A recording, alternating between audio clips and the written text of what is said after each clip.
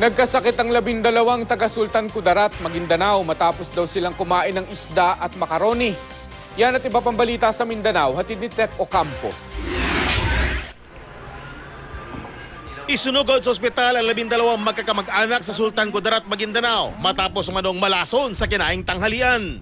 Karamihan sa kanila, mga menor de edad. Nakaranas sila ng pananakit ng tiyan, pagsusuka at pagdudumi. Ayon sa isa sa mga biktima, sabay-sabay nilang naramdaman ang mga ito matapos kumain ng isda at macaroni. Inaalam pa kung ano mismo ang nakalason sa kanila. Pero sa pagsusuri ng ospital, nalamang nagkaroon sila ng amoebiasis.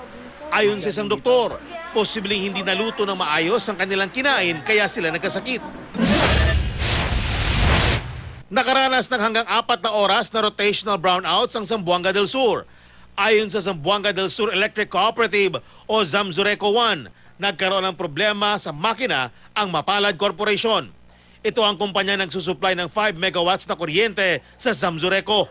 Hindi pa malaman kung kailan may babalik sa normal ang supply ng kuryente sa lugar.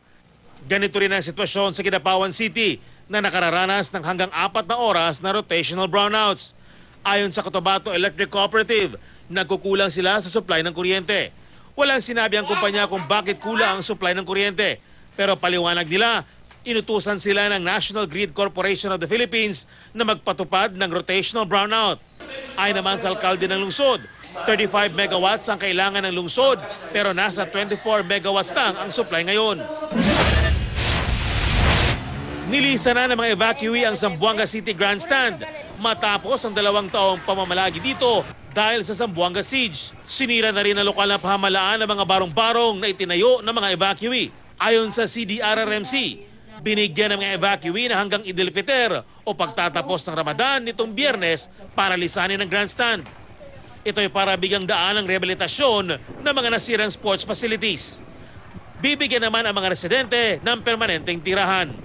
Tek Ocampo, Nagbabalita, Pilipinas.